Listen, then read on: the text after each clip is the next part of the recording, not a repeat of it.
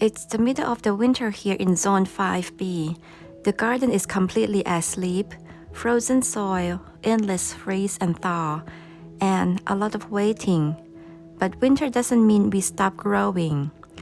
Today I'm growing food right on my kitchen counter.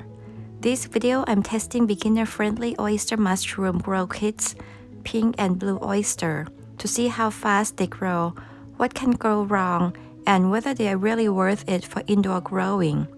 From humidity problem to surprise success, this is my first real step into indoor mushroom growing, and it maybe just change how I get through winter. Let's get started. For this experiment, I pick up the two types of oyster mushroom, blue and pink oyster mushroom. I've never tried pink oyster mushroom before. Growing up, the mushroom I miss the most is straw mushroom. It's such an important ingredient in Thai cooking, and we use it all the time.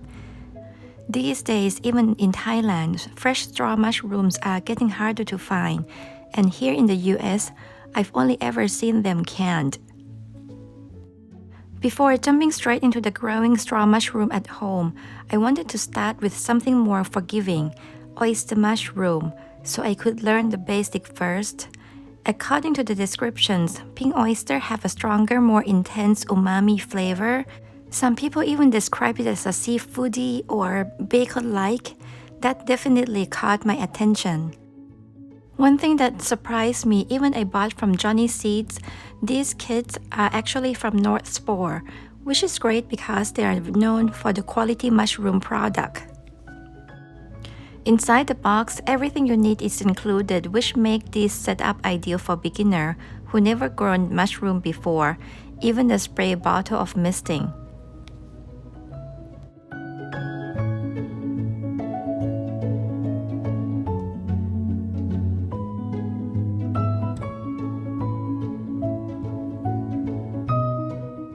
Setting it up is very simple. First, carefully remove the front panel of the box. Next, gently press out the air from the plastic bag inside, fold the excess plastic down, and secure it with a rubber band to keep everything in place.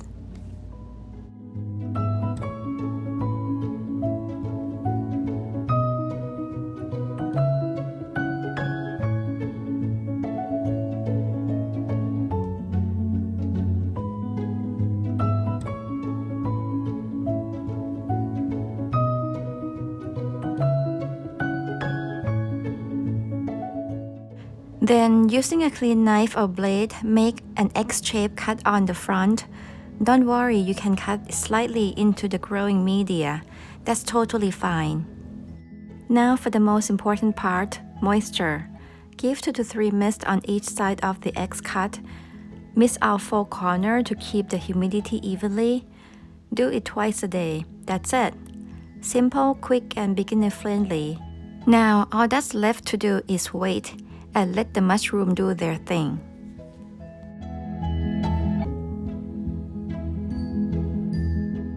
And this is where oyster mushroom really shine. Within just 1 week, the pink oyster already started sprouting. No kidding. Tiny little cluster appeared almost overnight. It was so fast. I had to check it every single day. From that point on, they exploded with growth almost daily. Pink oyster don't mess around.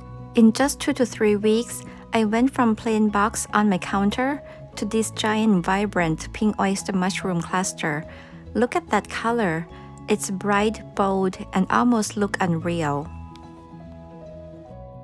By the 3rd to 4th week, I started noticing something different. The pink oyster mushroom were still growing, but they were started to look harder and drier than I expected. And guess what? My blue mushroom, still nothing. No sprout, no sign of life at all. So it was time to stop and troubleshoot. One of the biggest things mushrooms need to grow is moisture. If they don't have enough, they simply want fruit. Even though I had humidifier running nearby, the humidity right around the grow kit clearly wasn't high enough. That's when I decided to try something different. I placed a loose plastic bag over the grow kit to trap more moisture, but mushrooms also need fresh air. so I cut a hole about an inch wide in the bag to allow airflow. Since I was doing this for blue oyster anyway, why not try the same thing with a pink oyster mushroom? The goal was twofold: encourage the blue oysters to finally start growing and see if higher humidity could help soften the pink oyster and improve their texture. Now it was another waiting game with better conditions this time. Let's see if this experiment pays off. Right after setting up this experiment, I had a family emergency and had to travel to Thailand. While I was away, the mushroom kids stayed right here at home, and someone else stepped in to take care of them. When I came back, my son couldn't wait to show me what happened. He was so proud of the job he did caring for the mushroom. And guess what? The blue oyster mushroom, the one that showed absolutely no sign of life before, had sprouted within just 10 days of me leaving. That really confirmed it. Humidity was the missing piece. The pink oyster mushroom, however, were a different story. They had developed quite a few hard, dry out sections. At this point, I don't think those hardened parts were going to soften back into the texture that's good for eating. Instead of giving up the whole grow, I carefully take away the hard section, and that's turned out to be the right decision, because underneath there were still healthy areas continued to sprout. This is such a good reminder that growing mushroom isn't about being perfect. It's about observing, adjusting, and sometimes making a tough cuts, literally, and with the right care, they can still surprise you. About 2 weeks later, I started noticing something wasn't quite right. There was an area that looked just too old. Half of the cluster still looked fresh and soft, but the other half clearly had passed its prime. The pink oyster mushroom kept sprouting, but by now, they were already looking harder and tougher. So I decided it was time to harvest.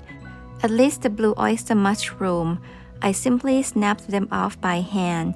These looked fresh, tender, and definitely edible. And honestly, this was more than enough for one meal. I also snapped off the old part that didn't look good anymore. Some pieces were dry and tough, so I decided to toss those out. But there were still new mushrooms continued to sprout, so I left those to grow a little longer. And now, the best part, I cooked tom kha gai using my own home blue oyster mushroom, and it completely changed how I see cooking with homegrown oyster mushroom. I never expected oyster mushroom to be this meaty and crunchy. Everything just tastes better when you grow it yourself, right? I also added a few small pieces of pink oyster mushroom into the soup. I was hoping the part that it was dry might soften up, kind of like how dry shiitake mushroom rehydrate in the soup. Unfortunately, the middle part stayed hard. Looking back, I think I waited too long. I was curious how big they would get, and that curiosity turned them tough and no longer enjoyable to eat. Lesson learned: when it comes to mushroom, timing matters, but even with mistake, this indoor mushroom experiment was absolutely worth it. I still really want to grow pink oyster mushroom again. I think the key is harvesting earlier while they're still tender. But when I opened the bag one more time, I was hit with something I definitely didn't expect: fruit flies. I had enough problem with them before when I tried to wake up amaryllis indoor. That was a nightmare, and the moment I saw them again, I knew exactly what I had to do. As much as I wanted to continue the pink oyster experiment, it wasn't hard for me to close the bag and discard it. At that point, it just wasn't worth the risk. My biggest concern now is hoping they haven't laid egg on any of my other indoor plants. Finger crossed. This is one of those moments that remind me indoor gardening and mushroom growing can be incredibly rewarding, but they also come with surprise you don't see coming. Still, I don't regret trying. I learned a lot about moisture, time of harvesting, and yes, even pests. And when I try pink oyster mushroom again, I will be ready. And that brings us to the end of the video. I really hope you enjoyed it. If you've grown mushroom or even a straw mushroom before, I would love to hear what worked or didn't for you. I honestly don't know how to fully express how much I'm dying to get back to my garden and rambling about flowers again. Waiting through the winter always feels like forever. Until then, little indoor projects like this help me keep going and dreaming of spring. Thank you so much for watching. Until next time, bye!